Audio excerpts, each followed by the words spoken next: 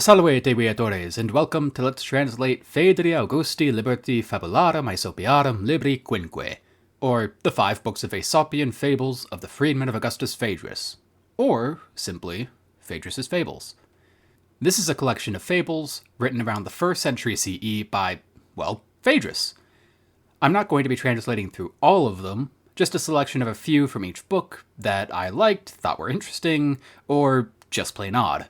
If you are curious, here are the fables that I'm going to be translating, each one with their own video. I just thought these ones to be the most interesting, and I thought I'd give a spotlight to them. We're going to be starting with the prologue of Book 1, which is rather short, so I'll also be introducing Phaedrus himself, and a little bit about his work. Phaedrus seems to have lived from the 1st century BCE to the 1st century CE. He was born in Macedonia, Pieria specifically, somewhere around Mount Olympus. At some point, he was taken as a slave and brought to Rome, where he came under the ownership of the first emperor of Rome, Augustus. Sometime later, he was freed, and so lived as a freedman, or libertus, but likely still worked for Augustus, as freed slaves tended to still work with their former masters in a patron-client relationship common in Rome. Hey, me from much later, I'm going to say a few things about when the books were written. Kinda ignore those. I don't know how I got them in my head. At least for books 1 and 2, they were really written during Tiberius's reign. Augustus's reign would have been way too early for those. Plus, as I realized while translating Tiberius ad Atriensem, Tiberius to the steward, I realized, wait, this is book 2. I thought this was one of the books that was written during Augustus's reign when it's talking about the reign of Tiberius, especially because that story is supposedly right near the end of Tiberius's life. So, ignore my timeline in terms of when the books were really written. Well, books 3, 4, and 5 should be fine, but books 1 and 2, no, those were really written later on. So, sorry about that, but I caught that much later. Again, nothing that I read actually said that they were written during Augustus' reign, so I don't know how I got that in my head. Anyways, back to the explanation. He probably wrote the first couple books of fables during his time under Augustus, drawing from a collection of Aesop's fables from the short-lived philosopher king of Athens, Demetrius of Phalerum. Phaedrus lived into the reign of Tiberius, the second emperor, even writing a fable with Tiberius as a prominent character. He seems to have come under a seemingly unjust persecution by Sejanus, the infamous praetorian prefect of Tiberius, perhaps the morals of his fables being construed as undermining the government. Around this time, the 3rd book was likely written. We don't know the outcome of this persecution other than Phaedrus lived on to write the 4th and 5th books, and then die sometime later during the 1st century. He at least outlived Sejanus. Now, if you're like me, you'll be wondering where all this information is coming from. Well, first off, I've got a couple secondary sources in the description. Check them out. A scholarly article, a section of a book on Greco-Roman fables in general, as well as the introduction to a translation of Phaedrus' fables. But as to where we get any of information on Phaedrus' life, well, that's tricky. All the information on Phaedrus' life comes from his fables and little details he sprinkles throughout. Like, how do we know he was born in Pieria? Because he says so in the prologue of the 3rd book. Same with him being persecuted by Sejanus. How do we know he was a slave? Only by the title of the work, Phaedri Augusti Liberti, the freedmen of Augustus Phaedrus. But all of these also have issues like how much we can trust him at his own word without any corroborating accounts, because we also have almost no references to him in other contemporary sources. We may have a mention by Martial, but he could be talking about a whole other Phaedrus entirely. We definitely have a mention by a later 4th century fabulist named Avianus, who cites Phaedrus as an earlier fabulist, and does specify there were 5 books of fables. However, that's all that we have about Phaedrus by other authors.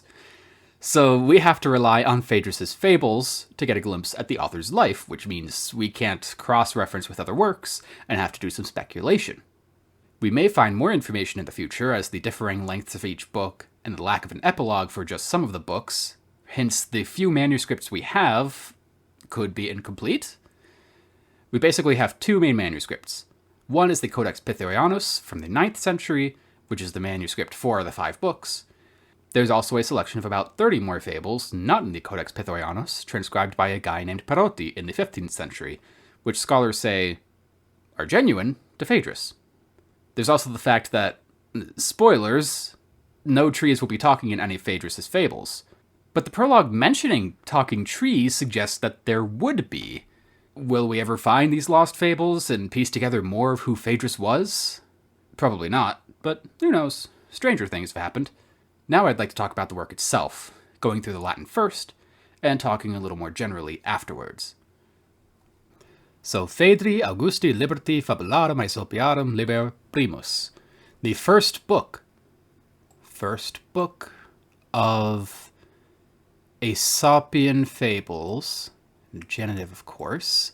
Most of this is just genitive because it's the first book of Aesopian Fables of the freedman of Augustus Phaedrus. I think that's how that's all going together. It doesn't matter too much. I just want to point out that rather than the first book of Aesop's Fables, it is Aesopios rather than Aesopus. It's an adjective rather than the noun or name.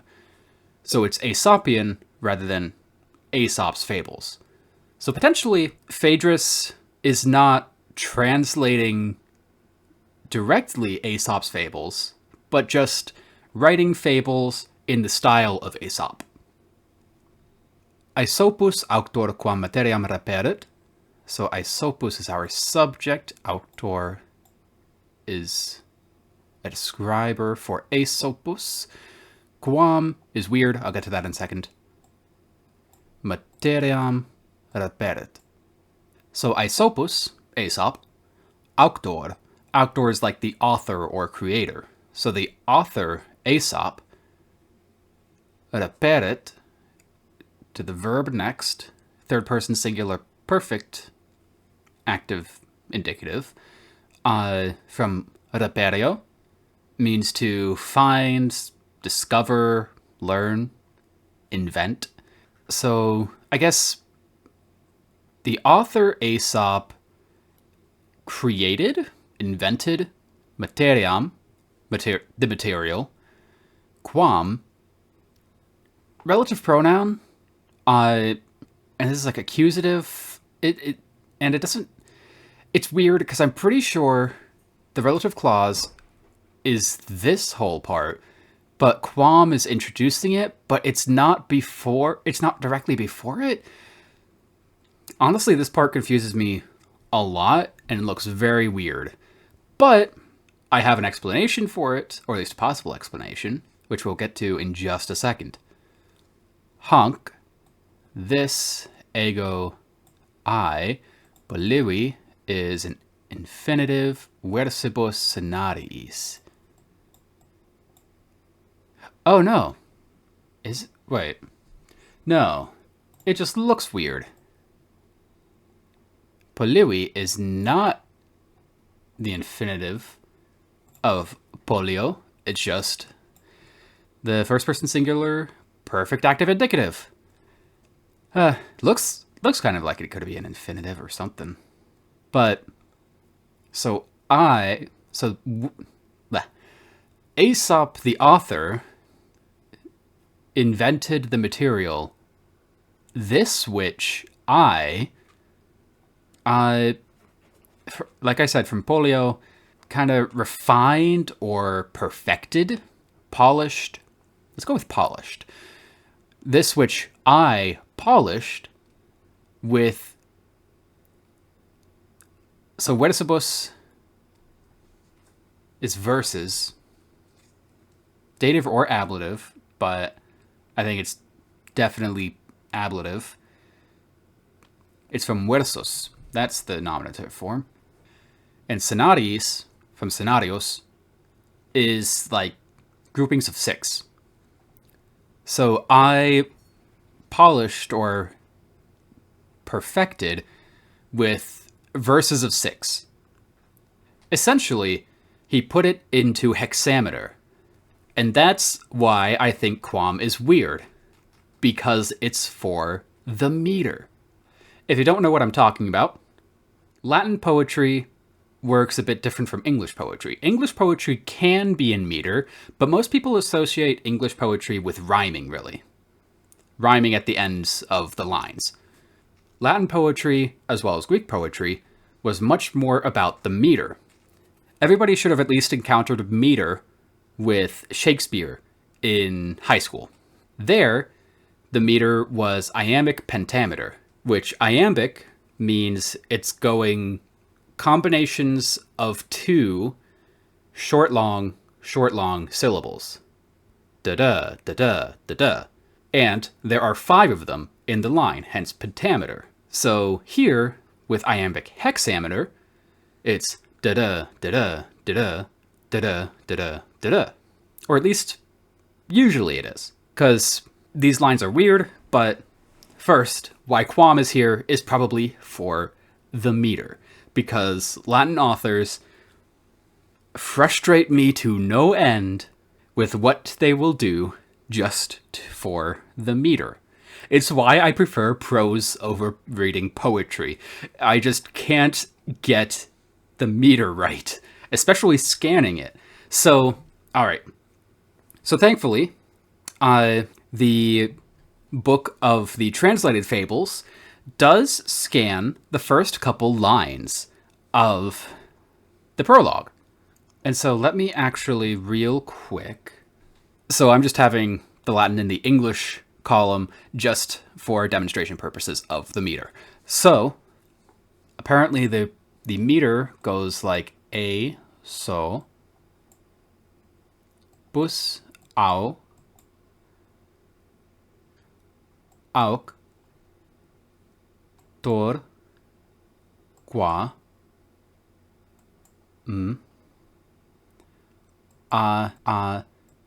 teria, ateri,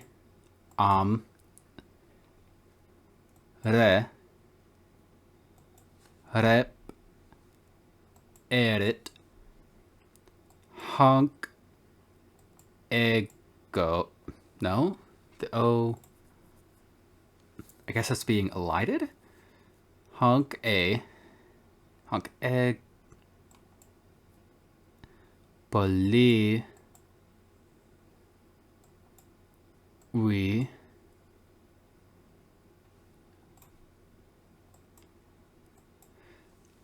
And if you haven't scanned before, the lines are for a long syllable. The sort of U's are for a short syllable.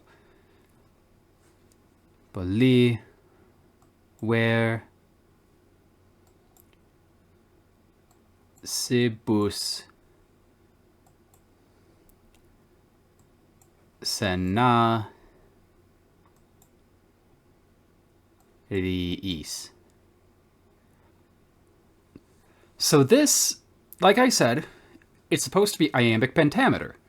So a short, then a long syllable in the foot. A foot is just the specific combination of these syllables in the section. So we've got 6 feet because it's hexameter. And they're supposed to be, at least mostly, iambs. So short, long, short, long. But then we've got a few others. We've got a spondy here, which is 2 long syllables. But then we've got a dactyl here, which is a long syllable followed by 2 short syllables. And we've got a trochee here with long short. So, I don't know, it just seems really, really weird. So don't expect me to scan the whole prologue, especially not all of the fables. I'm just translating them into prose, because scanning poetry is a nightmare to me. So, yeah. I just wanted to bring that up, because I saw it in the footnote for the prologue in the translation, and I was like, oh, that's frustrating. Oh, wait a second. I see one more. Hold on. What is that called? A Pyrrhus or a Dibrac, right? Yeah, with the pedit right here. Why is that there? This is supposed to be iambic hexameter. Choose a meter, Phaedrus. There could be an actual reason for all this. If you know more about Latin poetry than me, go ahead and tell me off in the comments, because I'm not good at it. I will fully admit that. So let's get back to the actual translating. I also realized I didn't actually type out the English. I want to do that now, because before I would just mark up and speak my translation as I was marking up, but I want to have... I'm trying this out with a column for the Latin and a column for English, and typing out the English as I go. So, duplex libelli dos est. Duplex, just predicate nominative with the est. Libelli, genitive singular, modifying dos. Quod risumuet et quod prudenti vitam consilio monet. Duplex libelli dos est. Our main subject is actually dos here, because dos means a gift, and libelli, from libellus, means a little book. It is the diminutive of liber, which means a book. So a little book. The gift of, I guess, this little book, est, is duplex. You might be able to guess, twofold, right? Okay, yeah, don't need the hyphen there. Quod, you'll see plenty, is a conjunction meaning because. Can I expand this out a little bit? I want to keep the line. Yeah. I mean, that doesn't really help all that much. Because moet, you might be able to guess from moe, move, because it moves. Risum, from risus, it means laughter, enjoyment, moves to laughter. You can also translate this as, because it makes one laugh. You can translate it either way. Makes one laugh just sounds a bit more natural in English.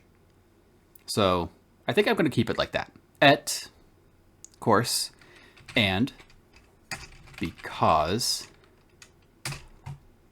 monet, from moneo, it, I guess, advises vitam. Remember, vitamins, they give you life. Prudenti consilio. They are also in the ablative, like versibus and aries. Just singular here. Prudenti comes from prudens, which, again, you might be able to just see an English word here.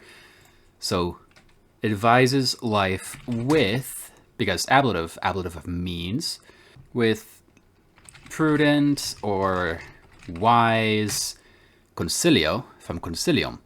It can mean a plan, that's what I usually think of it as, but it could also be advice.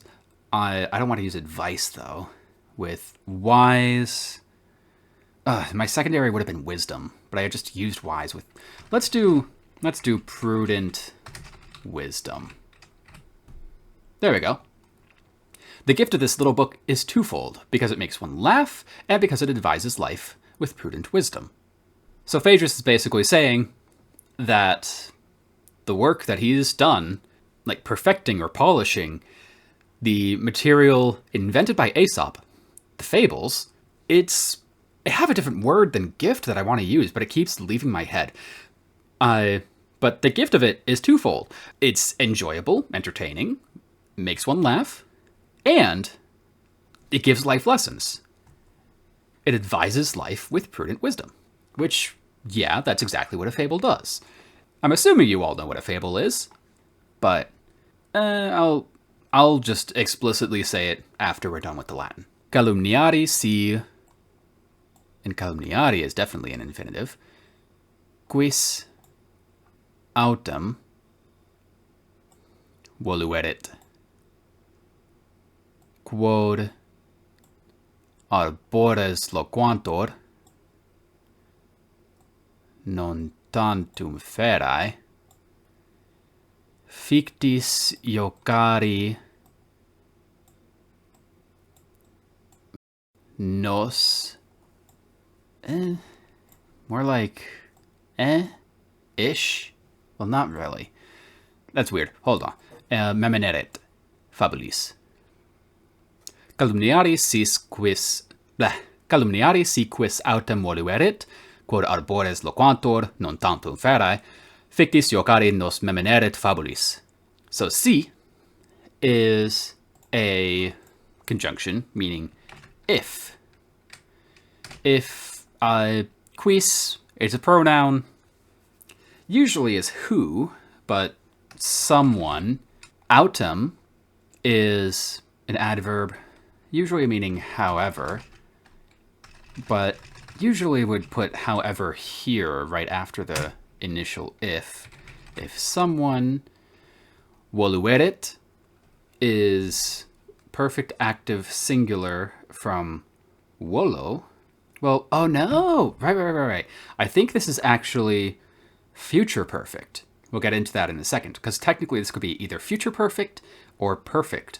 Well, perfect subjunctive specifically. So, however, if someone will have wanted, volo volere, from volo, meaning to want, or to will, because Deus vult, God wills.